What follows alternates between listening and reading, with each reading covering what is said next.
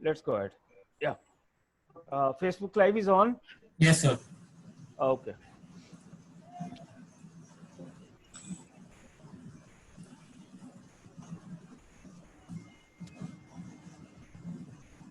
Hello and welcome to the seventh edition of E-Dialogue series organized by Urban Update and All India Institute of Local Self-Government. We have discussed about frontline warriors who are doctors, nurses, paramedics. We have discussed about frontline reporters. We have discussed about cities' responses to this pandemic. But today, we are going to talk about a very, very special section, which I call them unsung heroes. They are unsung heroes even in normal times, but for the last months, 4 months, they have been performing an absolutely wonderful job, risking their lives, working with the infectious materials. They are the sanitation workers of India. For them, these are not uh, difficult. These are not only difficult times, but when the pandemic was not there, still they were working in very, very severe conditions. World Health Organization, WHO, says sanitation workers provide an essential public service around the world, a service we all rely on, but which are far too often comes at the cost of health, safety, and dignity of these workers. Very rightly said. And in the Indian context, we are going to talk about these workers today. When the supplies are short, they are dealing with in hospitals, at the households, uh, the garbage, people who collect garbage from your household and from other places, how they deal with the situation, working situation without proper equipments. Supplies are in short for them. We all know it. So, is there any solution that we can actually uh, try and find them immediately? In the longer run, yes, it will be a bigger debate. A lot of issues will come up. But in the shorter term, which needs immediate attention, can we do that? And to talk about it, about these unsung heroes of our times, a very eminent panelist. Joining me today is Depinder Kapoor. He is the team lead, Sanitation Capacity Building Platform, National Institute of Urban Affairs. Joining me is Sanjay Kumar. He is a senior sanitation expert, has worked with organizations like UNICEF, Global Sanitization Fund, and grassroots organizations in the states which are actually strictly on the health issue. Jharkhand, Bihar, Odisha, and other places. Joining me is Dr. Amya Kumar Sahu, President of National Solid Waste Association of India. Neetu Joseph of Chintan India, dealing with solid waste and e-waste management. Uttam Banerjee, co-founder and CEO, Eklam Eco Solution. and Ashif Sheikh, founder, Jan Sahas Social Development Society. Let me give my first word to Mr. Kapoor, because he's an authority on this issue, and now he's part of quote unquote confirmed government setup. So, sir, what is the exactly government is doing with the situation that these sanitation workers are working in such pitiable conditions? You have a presentation and your thoughts. Thank you, Mr. Dhananjay Kumar. And thank you for Urban Update and AILST to invite me for this important topic. I'll just share with you a brief slides. I'll quickly run through them. I won't take much time, but I think as a agenda setting, it's good to just understand and respond to the question Mr. Kumar was asking me, what has the government planned and done? So my presentation just lists out some of those things and what NIUA has done and what could be done. So it's in these three parts. So I will just share this presentation and this one.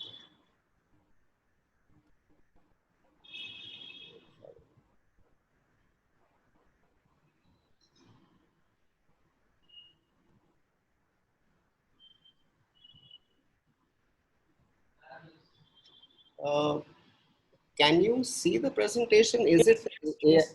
is it the AILST presentation or is it something else? No, this is your presentation. Hello. Yeah, can you see this? Yes, we can.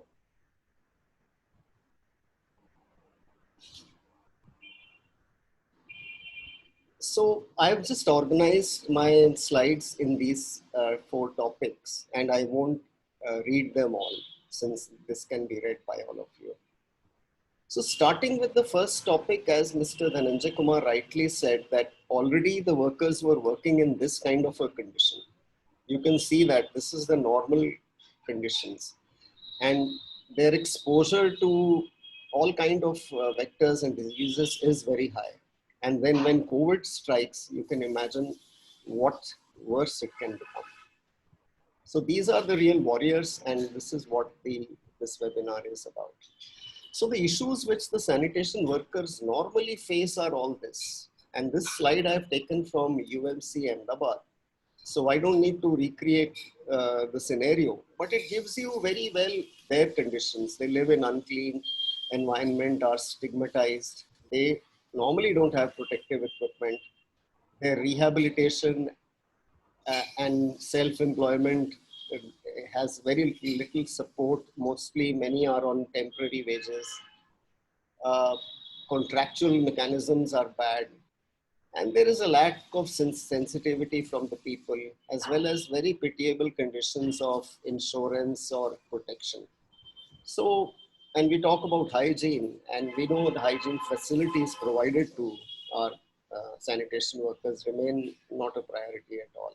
So these are the issues which they face. And coming quickly to this point, which Mr. Kumar was asking what has been done. See, in order to do something, you need to know these three things.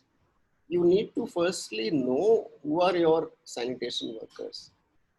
You need to know their numbers, then only you will be able to do something for them. And this we found in our own engagement in Uttarakhand. We had a tough time just to understand how many workers were there, how many were temporary, how many were regular. Then when you plan a response, then you need to know what to plan for. So unfortunately, there is no protocol existing uh, either at a state disaster management agency or at ULB level of how to actually plan for a response. And then there is operational issues of a response, deployment, monitoring, safe disposal. So all these are challenges, and we came up And this are one of our partners, Tamil Nadu Urban Sanitation Support Program, IIHS. They also encountered the same challenges. So in Tamil Nadu and Chennai, they had to actually find out how many toilet cleaners are there, how many desludging operators are there, how many sewer cleaners are there, how many other categories of workers. And this does not include our door-to-door, solid waste collectors, which are unnumbered actually. Nobody has done numbering for that. So even if you see the regular sanitation cycle and the number of workers remains a challenge to first identify before you can do something. So what has been done for the sanitation worker safety and COVID-19? If you see, advisories have been issued by the government. And these advisories have tried to prioritize PPEs. They have also categorized home quarantined COVID waste as biomedical waste. And there are some other safety measures. Insurance compensation, incentive, training awareness, PPEs. So broadly, the response is in these 3-4 kind of areas. Incentives is quite less. Therefore, there is a question mark in that. Now, these are the various state governments initiatives. This again is sourced from UMC Ahmedabad. And you will see it varies so much. What Delhi has done, what Punjab has done, Karnataka, Gujarat, Tripura, West Bengal is listed here as what compensation amounts are so varying. A few states have provided for a one-time monetary benefit. This is the only incentive we could find, which was given as a special incentive. Health insurance is not done. Very few states do that. And similarly, a few cities like Amritsar have taken some initiative. What SCBP or SCBP stands for Sanitation Capacity Building Platform. What we have done so far is broadly these 4 things. We have come up with an e-resource book of all the advisories, knowledge resources, and also come up with a proposal development plan by ULBs, prioritizing worker safety and PPEs. So we have tried to create this e-resource book. This is the e-resource book. It has these 3 sections. This is all downloadable. And the last part C is actually for ULBs, how to write proposals and budget for PPEs. Then we've done a set of capacity building initiatives, ranging from training of national nodal training institutes to states, and on incorporating the existing COVID issues in our existing training modules. We've done some webinars, we are planning to do a research work which is interdisciplinary, and we are also preparing an urban sanitation resilience framework. With AILSG Mumbai, we are doing a study of about 12 towns and come up with some kind of an advocacy initiative on that. I'm not going to go through this. This is just to list that the government advisories are available like this in our resource book. They are dated, they are organized for 4 categories: for solid waste, liquid waste, sanitization of public places. So it's organized very clearly and accessible in these. And the type and severity of risks involved and PPEs required. So we've done this mapping based on the existing guidelines. This is just the last 2 slides I have on a proposed resilience framework.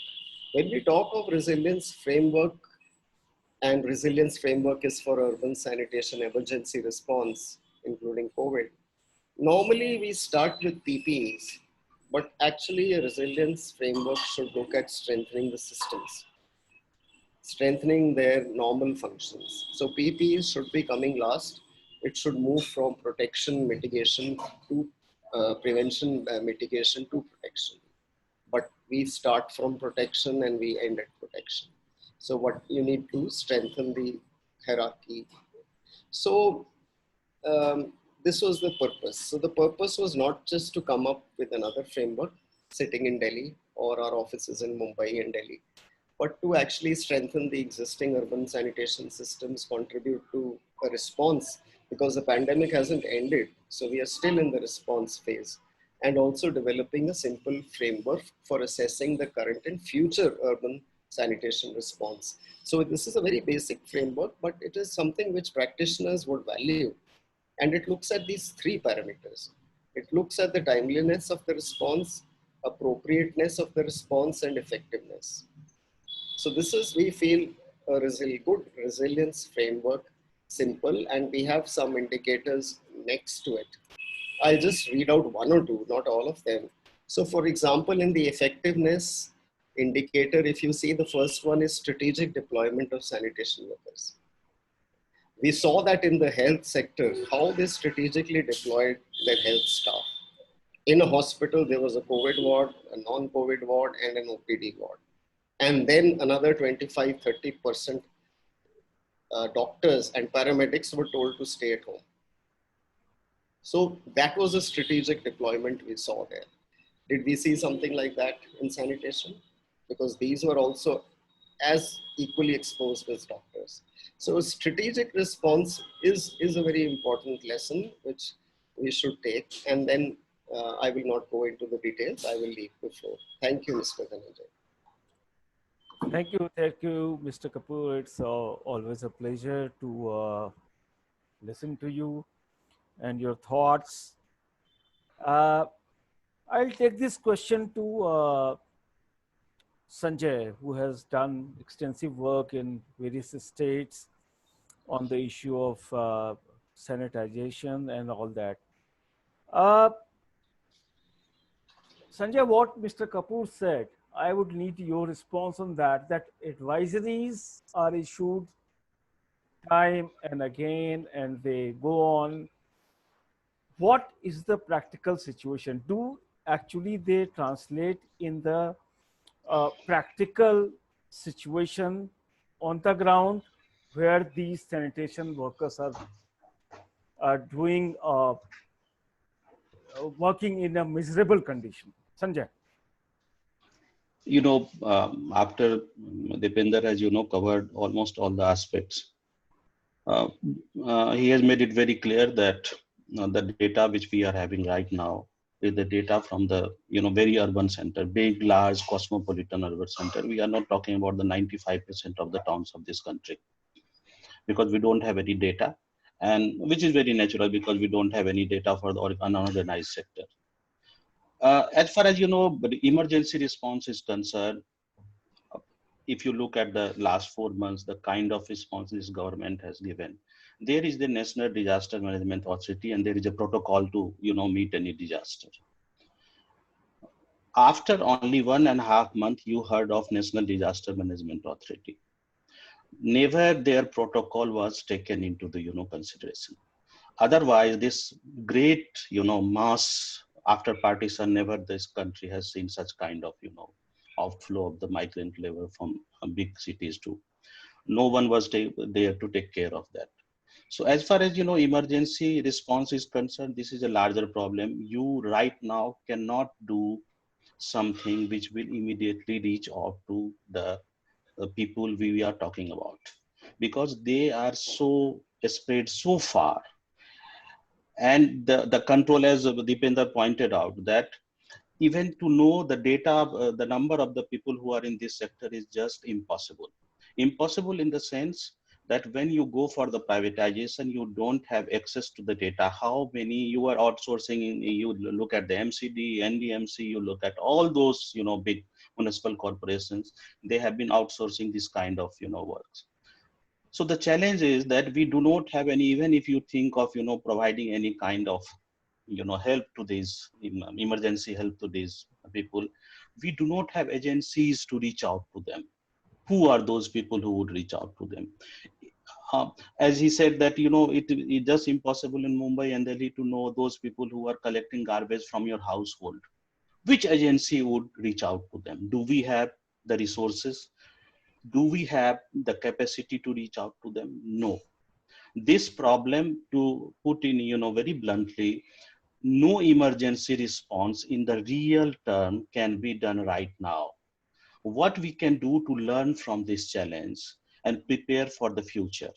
as some of the health economists and the scientists working in the field are saying that in February today, Harvard Global Health Center's director Ashish Jha has given an interview. Dr. Ashish Jha in Hindu or Indian Express, I don't remember.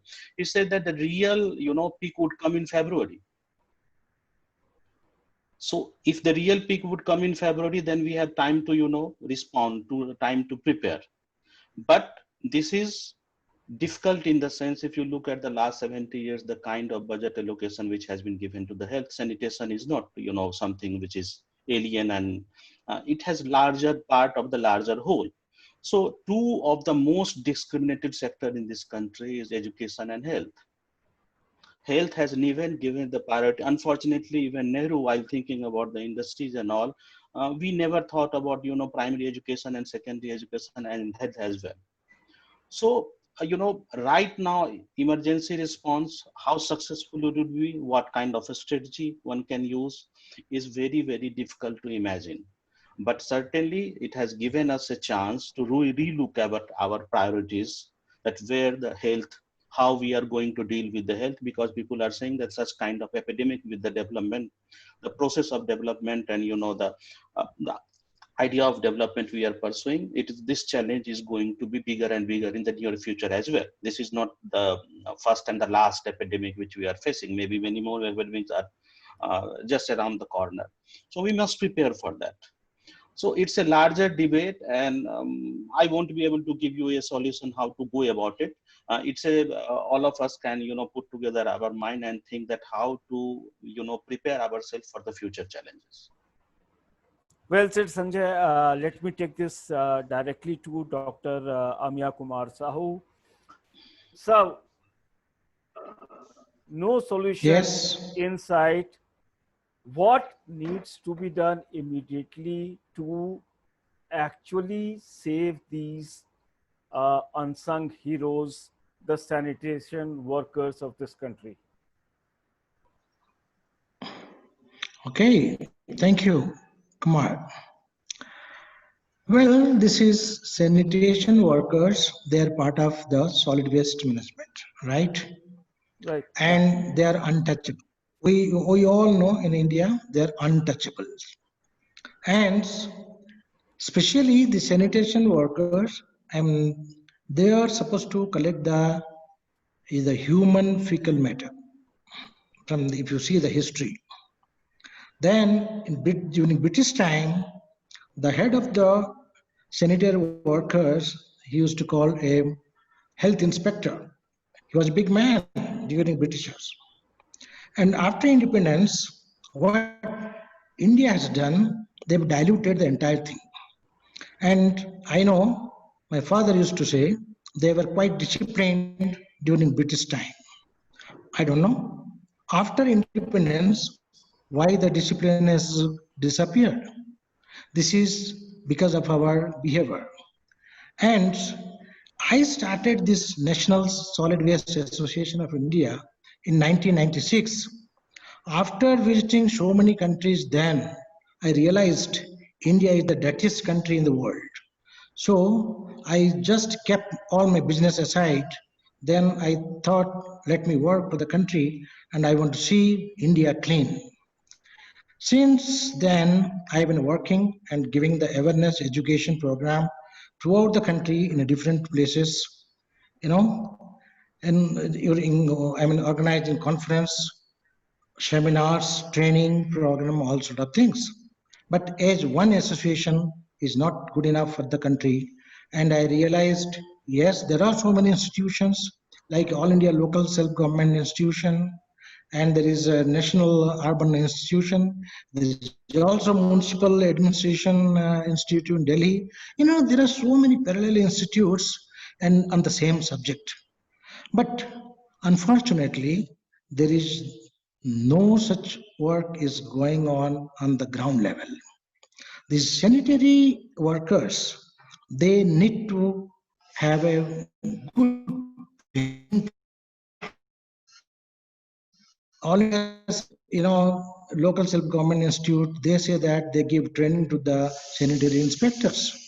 But when the sanitary inspectors, they have to deal with the sanitary workers, need to have a good training, which is lacking in the country.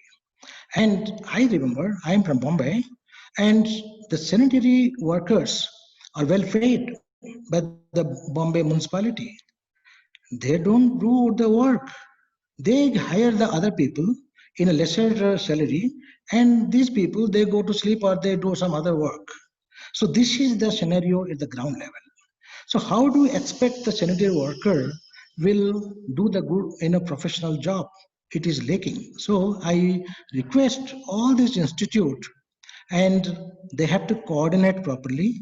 And this is the job of the local self-government. These institutes are okay. I mean, they can have their protocol and they can give the policy, that, and all these things. That is okay. But this is the responsibility of the local self-government. There is the municipalities, and municipality has to, identify these sanitary workers very well, and they have to have a periodical training and how to keep the city clean. And this is not only cleaning, this is about the environment and the health also, because now the COVID is come. Okay, because of the COVID-19, now they have to do extra care. How? Because now the biomedical waste problem has it's become a very sky rise.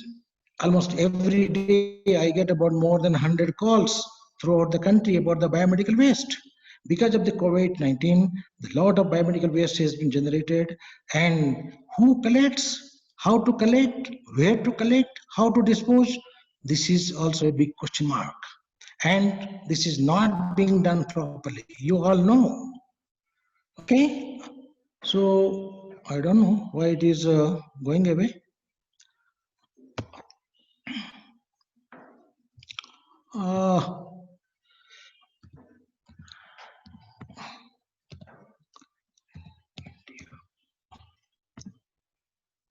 Sorry, your audio is muted, Kumar sir.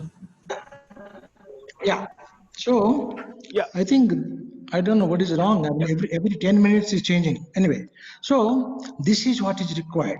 And I had a discussion with the president of All India, Mr. Chauhan, and local self-government, even the DG, and we used to have a lot of interaction, and we used to organize also, together in Mumbai and all. But the sanitary workers, they need to have a better training, which is lacking in India.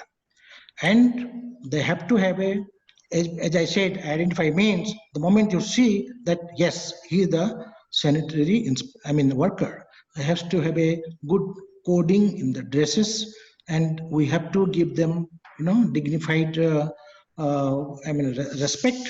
We have to respect them because this is the dirtiest job. Who is going to do except them? Nobody else will do that. Okay. So they are doing Dr. it. Sahu, hold and- on. Dr. Sahu, Yeah. just hold on to your thoughts. I will come back to you. But what you have said, lack of training, lack of collection, Yes. how to, let me take this to Mr. Uttam Banerjee. How do you see the situation? Traditionally, we have lacked in our preparation, in our investment, in every way which health sector requires. Dr. Banerjee, in this current pandemic situation, things are getting worse and worse.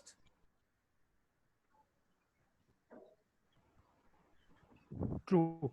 First of all, thank you, Mr. Kumar, for giving me this opportunity.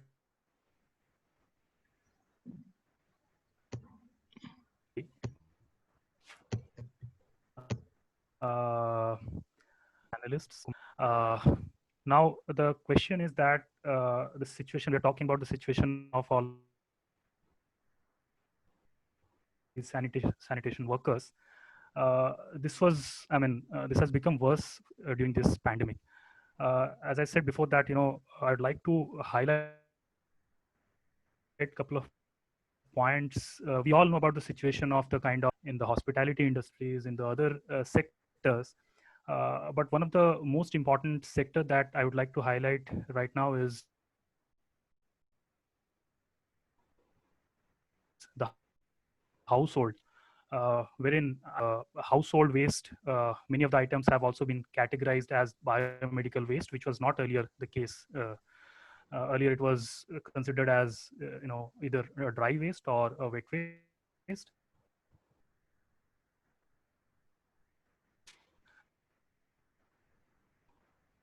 But it's good to know that there is something called as biomedical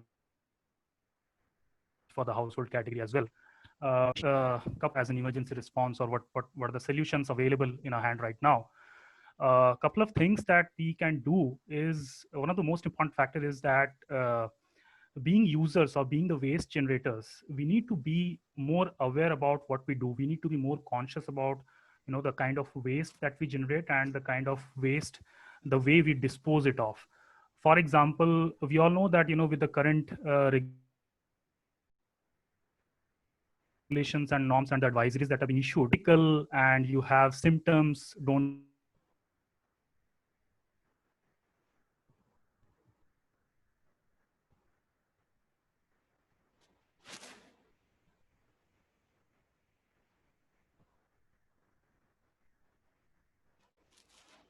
I think we are facing some connectivity issue with Mr. Banerjee. So let me go to Neetu Joseph of hospital and be at home.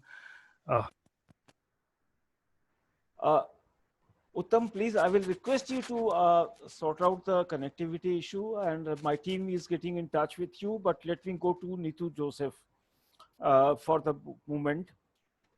Neetu, you have been dealing with solid waste and e-waste management. Yeah. In this, generally, I wrote an article about e-waste and how pandemic it actually is in India.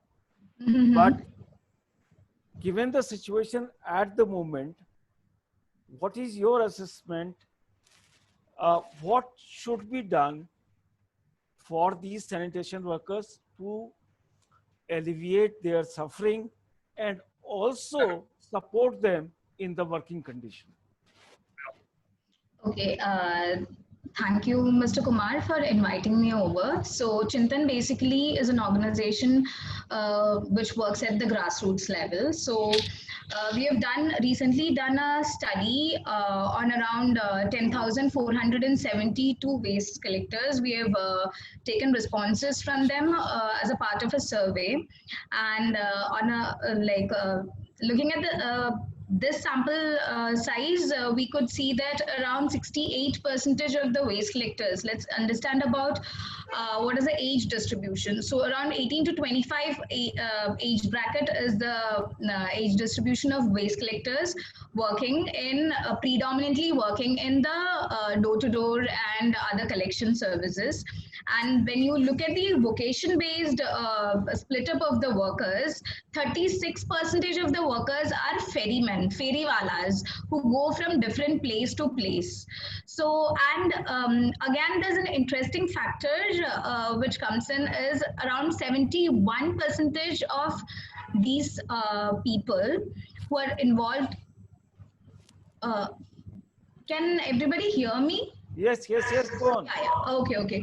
So 71% of the people who are involved in waste segregation are women. So this poses a very peculiar challenge because the visible section of the workforce are people who go out as the ferrywalas and doorstep waste collection walas and people who are visible to you. But on the back end, there are women, 71% are women who are sitting back at home or at the godams where they are segregating waste. So in the front end, most of the these visible section of the workforce, they get the PPEs. But sadly, it's a fact that the people who are at the back end, who are involved in the segregation at the godams and other places, and some work out of home as well, they put the waste in front of the home and segregate and like store it. So these people don't get any sort of PPEs. and these are predominantly women, and they are also involved in, cooking, taking care of kids. So basically they take care of the whole family. So this is a major gap which we are seeing, where there is a lack of PPs, and also the cloth-based PPs and everything that is being distributed. Everything is getting, like the male worker is getting, and there is a disparity. And that is one point.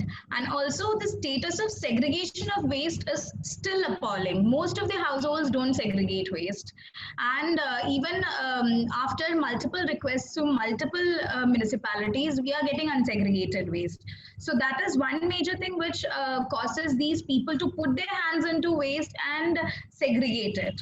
So any waste, even if it is segregated into blue and green, yani recyclable and non-recyclable sections, is also taken back to home and subjected to hyper segregation. So anyhow, waste collectors are coming in contact with this particular problem.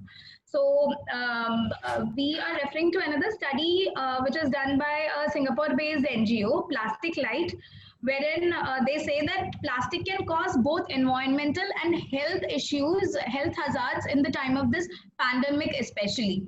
Because quoting another study done by Viego, which is an organization based out in Brazil, they say that plastics can carry the coronavirus for up to 2 to 5 days.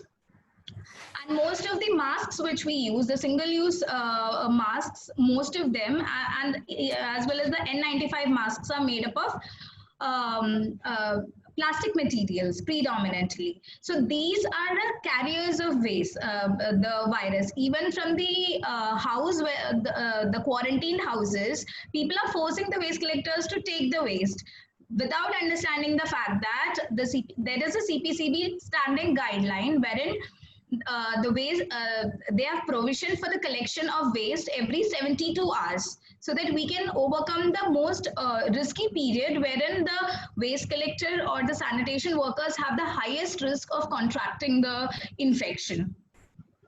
So that is the major areas which we are finding as problematic. And right now, when we look at the solutions, what we feel is that we need to go back to the basics. So basic things like we need to ensure strict segregation. Penalization should be brought into force with immediate effect, because most of the ULBs know that they can penalize the households. But yeah. Right. We need to go back to basics. We need to implement whatever policies that we have created and we are Yeah. trying to implement. And That is to be done. But yeah, and just Mr. hold on to Yeah. your thought. Hold on to your thought. Sure, Let me go to Asif. Asif, sorry, have I kept you on hold for long? You are dealing with, you are running an organization, Jan Saha Social Development Society. What are the problems that you face while working with these sanitation workers? The support that you do not get from governmental agencies or from the government directly. Asif.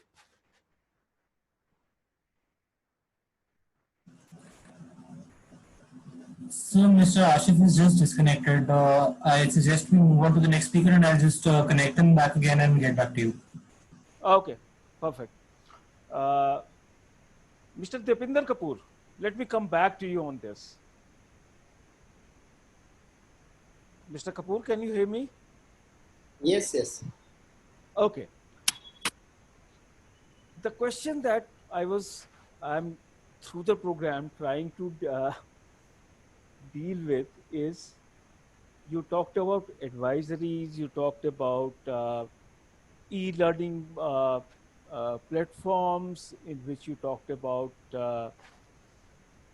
e-resource book, capacity development, advocacy, urban sanitation, resilience framework, and all. There are people, and I speak to them a lot.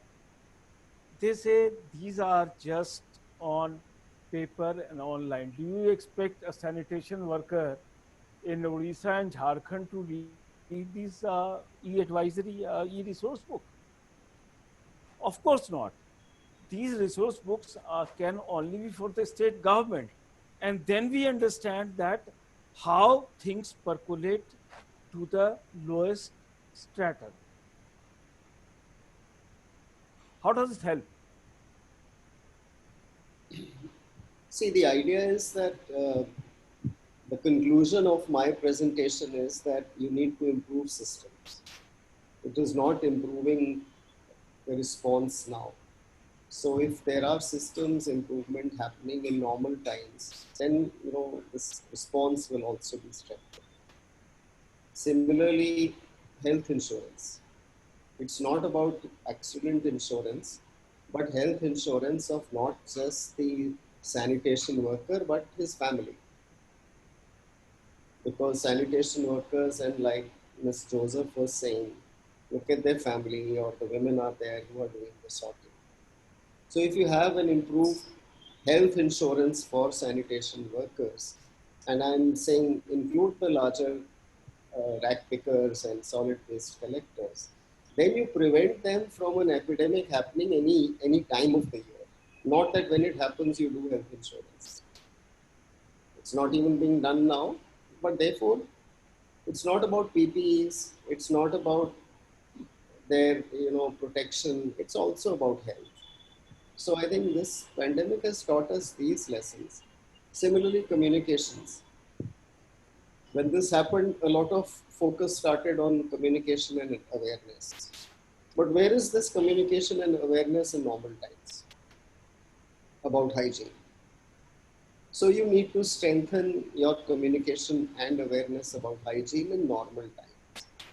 So these were the 4 or 5 conclusions which we drew from our own assessment with our partners, with people who are actually working on the ground, the Tamil Nadu Urban Sanitation Sector program, the UMC program in Ahmedabad. So these are important, that you don't look at this pandemic just from the PPEs and some immediate training and some immediate relief. So unless you do that, this thing will always remain a challenge. It's a challenge. Sanjay, let me take this to you. We have started talking about PPEs now. We have seen visuals from, forget about states with a very bad health infrastructure. We have seen in the national capital how the sanitation workers work in the hospitals. How do they collect those hospital materials, which could be quite infectious and damage their health. Once this pandemic is over, do you think that we will go back to the same situation, or something is likely to improve? Sanjay. You never know, because one of the things which have been happening for the last 20-30 years, that you starve the public hospitals or all the public sector things for fun, and then when they do not perform up to the mark, you discredit them and then you privatize them. Ayushman Bharat is one of such kind of example. Instead of putting thousands and thousands of crores of rupees for Ayushman Bharat and give it to the private sector hospitals, this money could have been utilized for enhancing the infrastructure of the government hospitals. So I think if you look at the trajectory which this government or the earlier government has also taken, then I do not see any change, because the idea is to privatize the whole health sector, and the sanitation is part of that.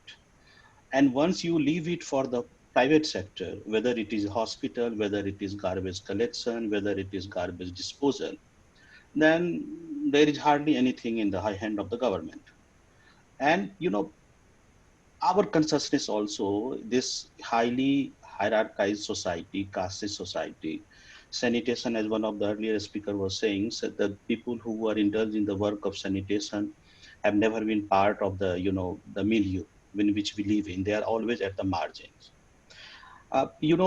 Supreme Court of India and High Court of India takes cognizance of so many things. So many deaths have been happening year after year after year in Delhi and all the other places of sanitation worker when they are, trying to clean the drainage.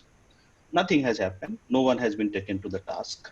No one has been punished. At least I don't know that any municipal work, when officials, municipal officials, or anyone else has been punished for that.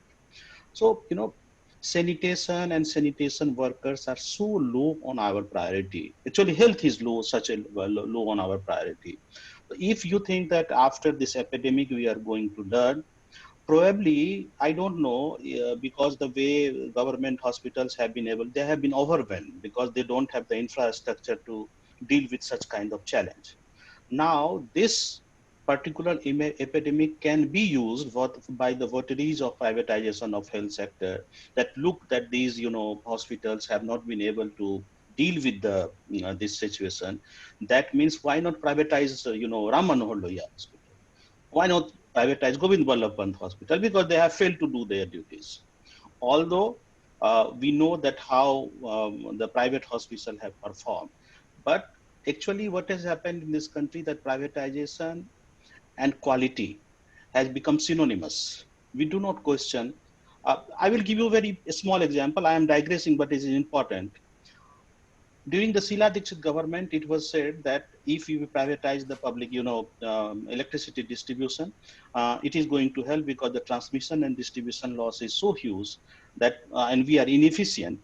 The same person, when they join private sector, they become very efficient, and when they remain in the, because most of these power sectors, private power sectors, are being run by, people who have gone for the public sector. So it was said that transmission distribution loss is more than 40%. So if we privatize this, it will reduce the cost, and there won't be any enhancement in the electricity bill because this 40% will go to the profit.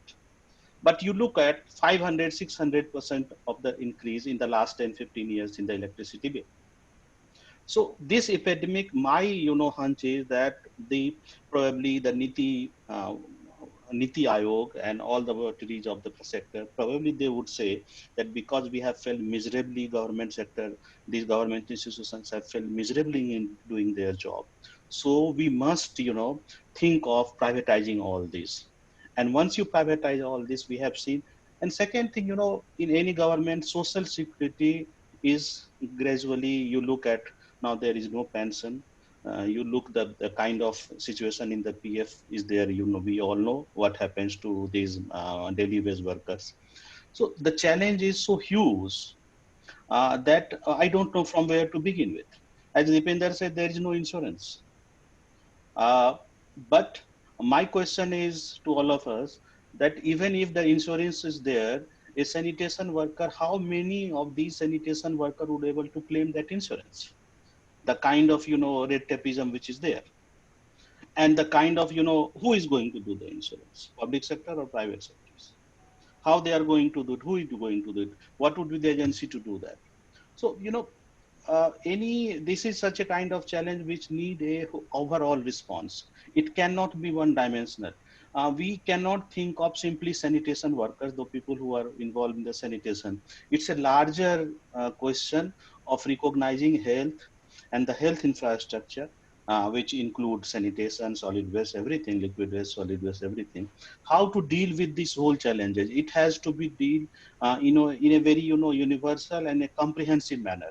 It cannot be partial solution. It's such a symbiotic relationship between all these that we need, if actually the government and all of us are really, want to understand and face, if change the situation for better, then we need to sit together, all the private sector, public sector, people like Dipender, people like us who have been working on the grassroots level. Everyone has to sit together because the data which is available, as I said, that it is for only big cities.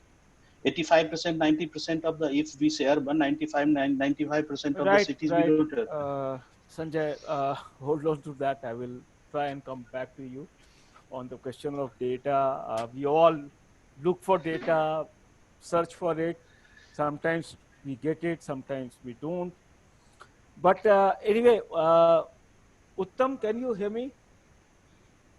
Yes, yes, I can hear you now. Sorry, I Okay. lost the connection in between. Yeah. Yeah, I know. These are difficult times. So, what Sanjay was saying, look, everybody has to come together. People in the government, people in the who are working at the agencies, people who are working on the grounds, people like you who are running a campaign for a long time. Uh, Given the situation, what is your assessment of the situation that I asked you earlier before I lost connectivity with you? And what could be the possible solution that you can think of?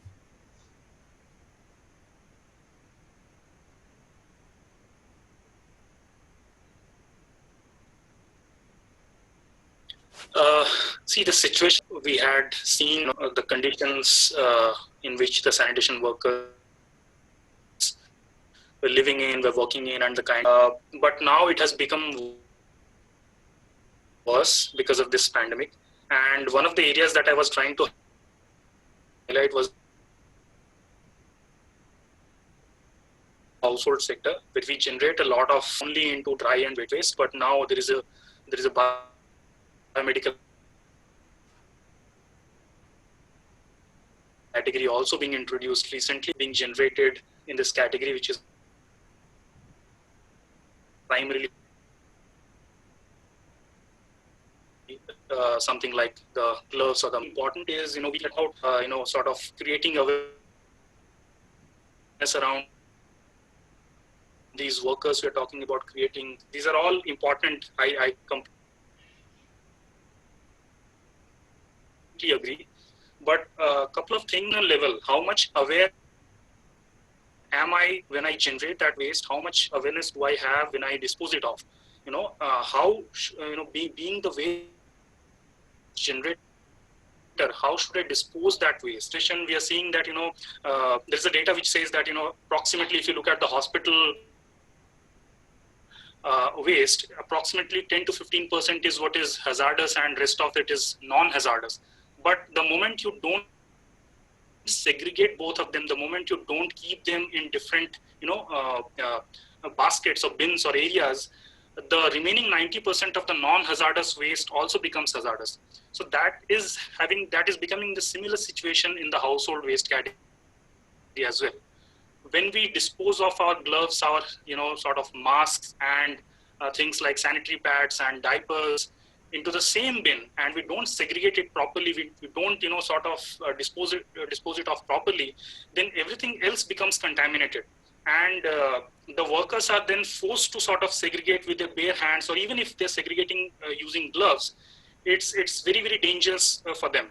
So I feel that we should also have something which should sensitize the users, to sensitize the household segment, as in what we should do and what we should not do.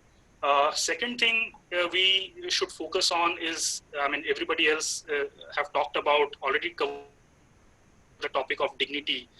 That's one more important factor in this case. This whole sector is not a dignified sector, is not a celebrated sector. So can we create, can we bring it into the mainstream kind of workforce?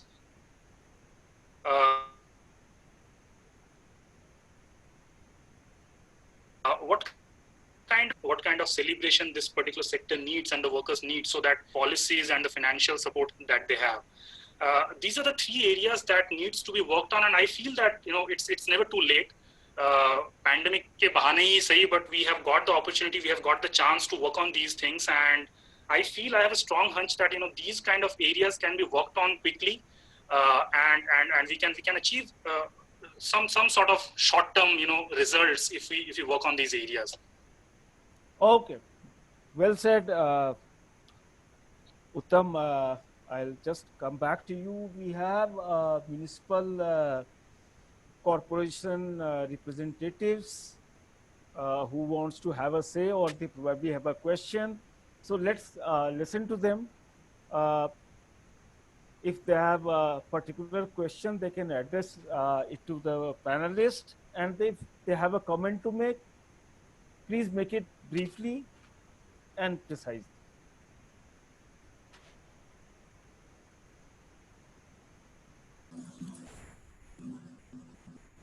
Mr. Rohit, we've allowed you to talk. You can unmute and ask your question to the panelists.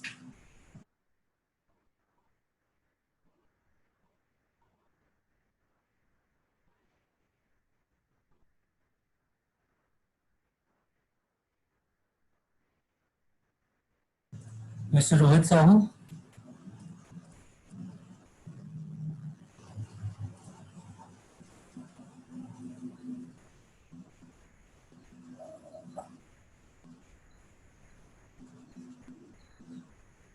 Sir, I think he's facing some network issues. I think we should move on to the next question.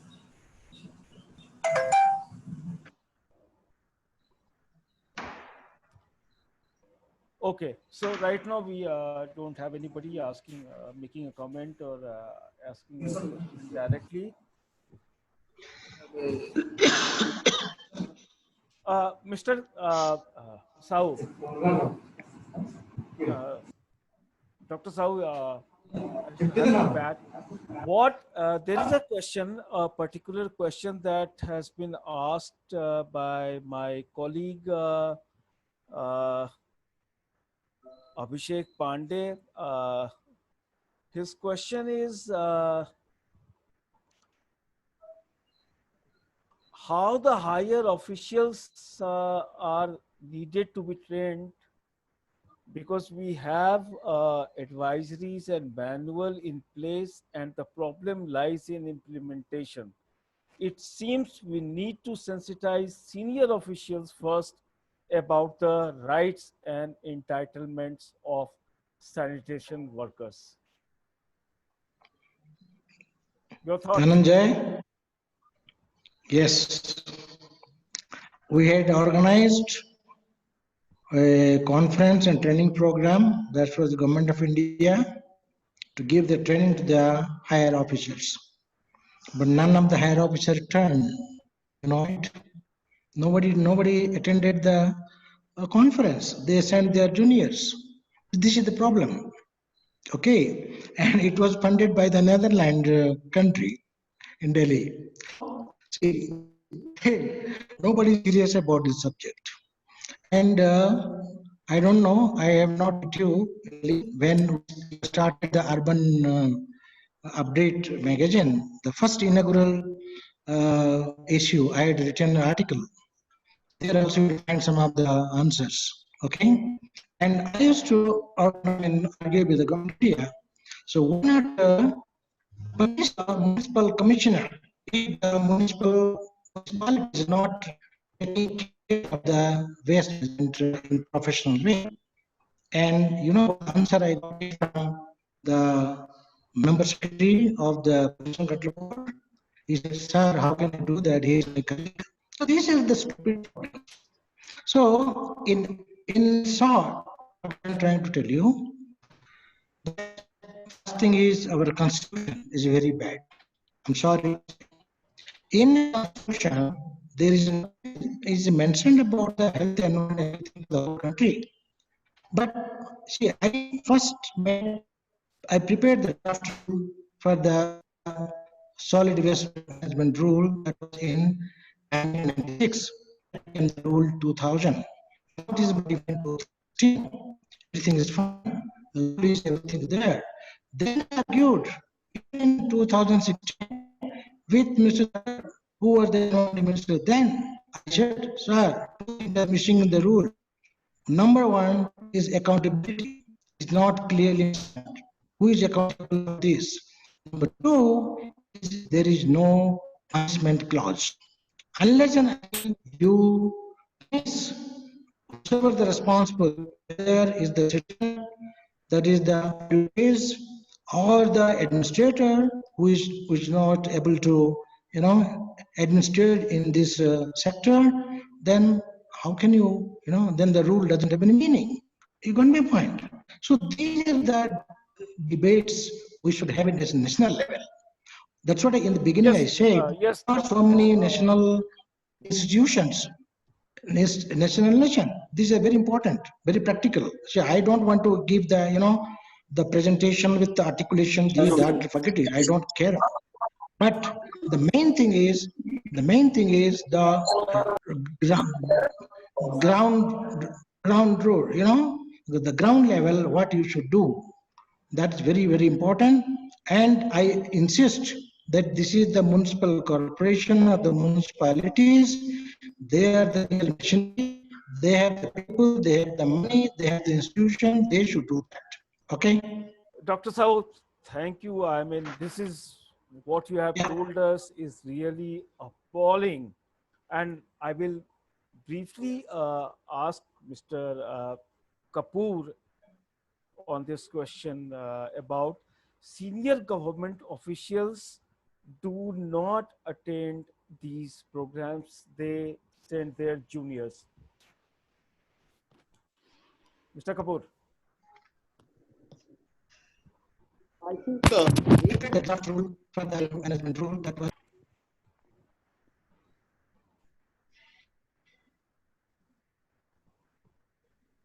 Hello, Mr. Kapoor, you have to unmute yourself, I think. Administered in this debates. Mr. Kapoor. Can you hear me? Yes, now, yes. See, the way we approach is through advocacy and capacity building.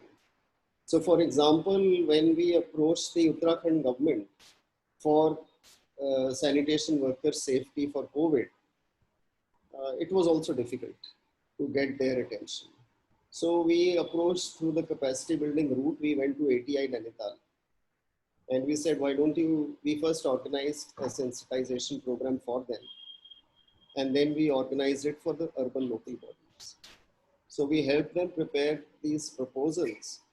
And through their pressure, then we hope that the senior government officials would also be, responding to the pressure when it comes. But yes, it's a challenge. So either through advocacy, you reach out. Therefore, resource book is an advocacy for us. It is not for leaving on the shelf. It is that we endorse it through the government, then it goes through the ministry. So that is how we go. Thank you, Mr. Kapoor. But I'm sure you will not absolve the senior government officials for not attending these training programs. But let me take this question to Sanjay. Sanjay, we have government, we have agencies, we have state governments and various levels. You said it earlier that the coordination is missing. There has to be a serious chain of communication at all levels.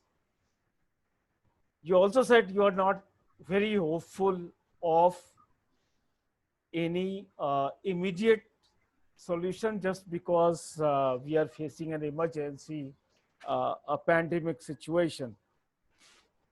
What we heard from Mr. Kapoor, what we heard from Dr. Sahu and other panelists, based on that, what is your assessment and the direction in which one needs to move towards? Unfortunately, sanitation, all said and done, is not high on agenda of the public at large. It's not always, in a democratic setup, it is not always the government which take the decisions. It is also under the pressure of the demand of the people. The problem is that people at large in a smaller center, bigger urban centers, for us, hygiene, sanitation, these are not high on the priority. So if suppose in my colony, there is a timetable and there is a certain worker who is supposed to come every day to collect the garbage. I'm not talking about the small things, but these, when you sum it up, it becomes very huge. So I think what Deepinder repeatedly, not here only, I have heard him speaking several places. Communication awareness, awareness about our own neighborhood. This is the key of the solution.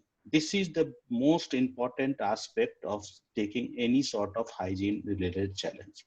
If we are well aware about and conscious about our neighborhood, that 50% of the battle is won. Because then we start asking questions to ourselves, that how much we are responsible for the hygiene of that particular area, and at the same time questions to those who are also responsible for taking care of the health and hygiene situation in our area.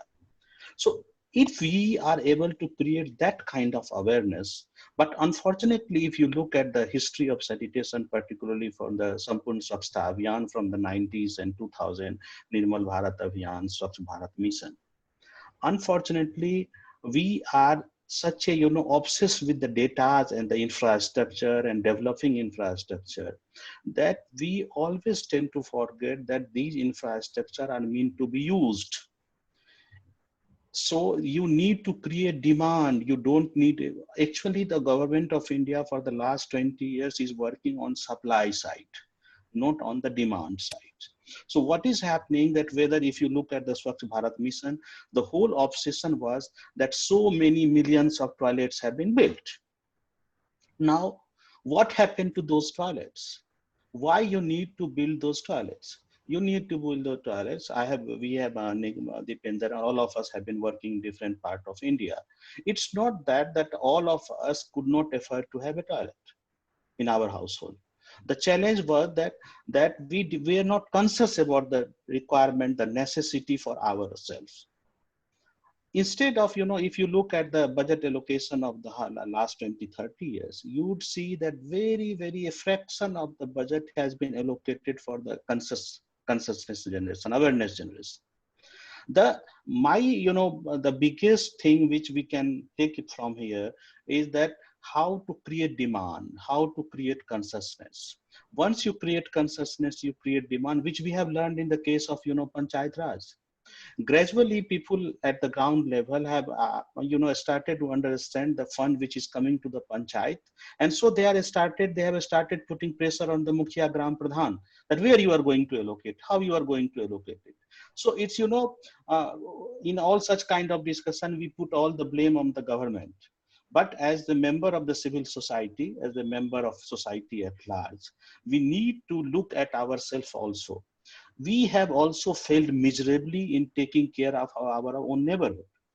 And because of that, not taking care of our neighborhood, to asking, when you don't take care of something, then you stop asking questions also. Very that moment we realize this idea, the importance of the hygiene and sanitation in your own neighborhood, it would solve a hell lot of problem. Because then we will start demanding, then you will start questioning, then you will start pressuring. And when the demand comes, only then the budget allocation takes place. Government, because we are not having a resource rich country, however, how much we claim that we are Bisugru, we are a poor country if you look at the education and health and all such sectors. So when the demand starts growing in all such sectors, only then the budget allocation and the focus would shift to that. And Dr. Sahu was right, and Deepinder also said, one joint secretary for looking after the sanitation in the whole country of 101.3 billion people. The real hub of the ministry is a joint secretary who looks after that. So, you need to create not infrastructure in the sense of providing all these facility, but you need to put human resource also for that. And you need to be very concerned, as Dr. Sahu also and Dipender also, seconded it. Right, Sanjay. Wonderful thoughts. I am completely now running out of time, but I will give one participant. Jyoti wants to ask a question. Jyoti, you can ask your question, and please address the panelist you want to ask it to, and briefly.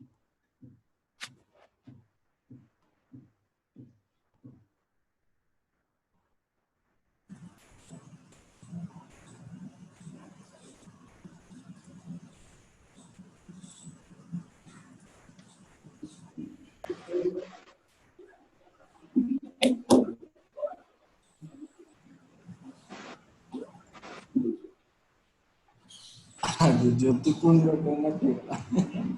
bye bye.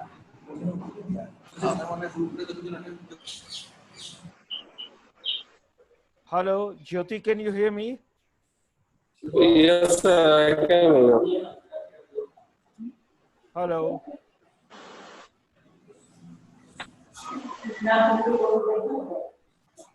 Hello.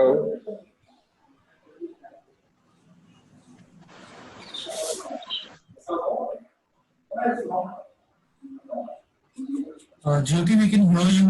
You can just ask the question now to one of the panelists.